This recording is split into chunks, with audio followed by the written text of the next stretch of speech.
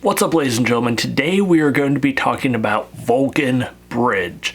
This is a story about the time a small community in West Virginia pitted the Soviet Union against the United States government over a minor civil engineering project. So first, to understand the significance of Vulcan Bridge, you have to understand a little bit about the community of Vulcan itself. It's located down in the southwestern part of the state of West Virginia, right up against the Kentucky border. It is surrounded on three sides by mountains, with the Tug River on the remaining side. Now, for years, the town was only accessible by two means. You could get to town either by using a passenger train or by crossing a wooden footbridge across the Tug River. Now, this worked out fine for the community for many years, especially during World War I, World War II, when coal production was at all-time highs. But as you got closer to the 1960s, coal production dropped, and this also caused individuals to leave the area to find employment, causing the population to drop. As the population started dropping, the passenger rail service was canceled, leaving the footbridge as the only way to enter and leave the town of Vulcan. But eventually, the footbridge would collapse, and there was no longer any legal ways for the residents of Vulcan to enter or leave their community. I say legally because you could still attempt to drive alongside a railroad access road or walk the railroad tracks, but this led to several accidents. There were a couple cars that, while driving on the access road, actually slipped over the hillside, rolling into the Tug River, and in at least one instance, a child was injured while trying to pass under what they believed to be a parked rail car. So after several of these accidents, the railroad company in the area actually started fining people for trespassing if they are caught on the rails or using the railroad access road. Because of that, Vulcan Mayor John Robinette spent 2 years fighting with the state of West Virginia and the federal government trying to get a new bridge for his now completely cut off community. After 2 years of fighting and being ignored by both the government of the United States and the state of West Virginia, he turned to an unlikely ally. He would send letters to both the Soviet Union and East Germany requesting a new bridge. Now, the Soviets would dispatch a reporter to actually come to the community, interview Robinette, and just take in a full account of the situation. Now, within about an hour of this visit by a Soviet reporter, the federal government and the state of West Virginia would magically come up with about $1.3 million to replace the bridge. Now, this is an amazing story in its own right. The one thing I didn't like about a lot of the articles that I read is they try to paint John Robinette as some sort of goofy goober that just threw a Hail Mary pass and somehow ended up with a touchdown. This man, ladies and gentlemen, was playing 4D chess with two global superpowers locked in a Cold War, all just because he wanted a bridge.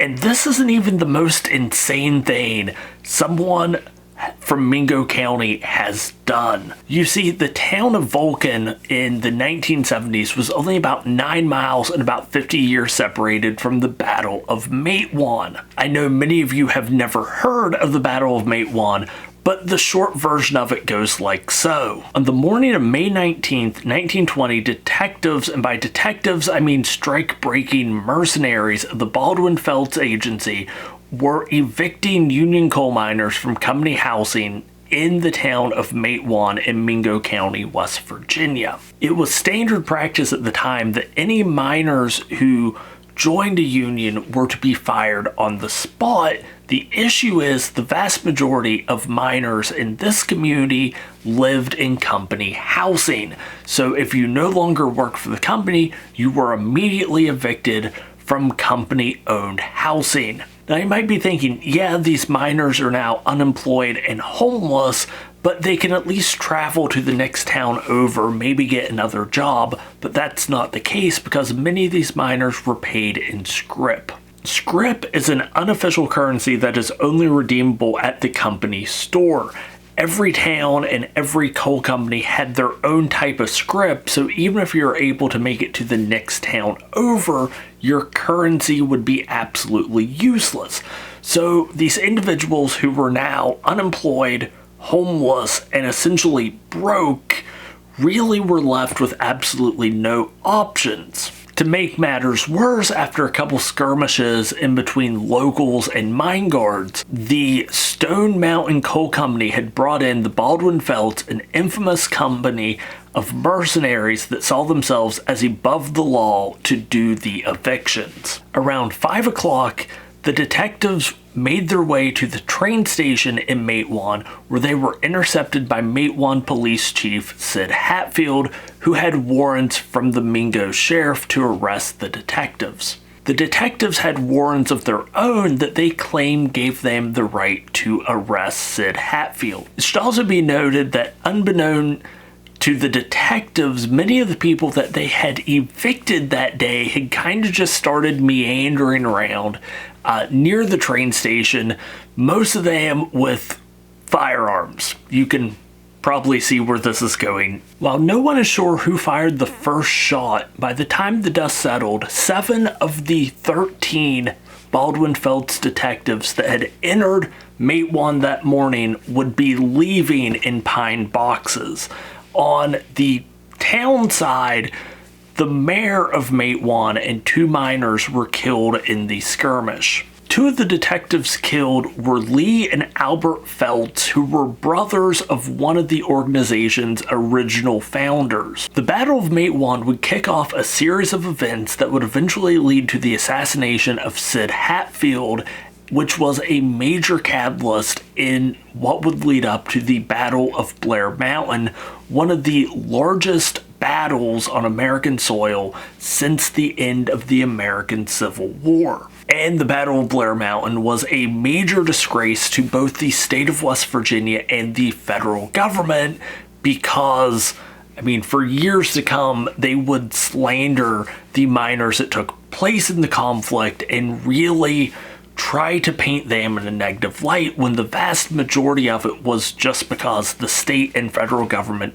greatly mishandled and mistreated these workers for decades. And when the mayor of Vulcan wrote these letters to the Soviet Union, essentially what he was saying was, give us a bridge or else we'll do it again, but this time we're bringing hell and the Soviet Union with us. So in short, don't mess with West Virginians, and definitely don't mess with people from Mingo because they will be willing to kick off World War III all over a minor bridge dispute.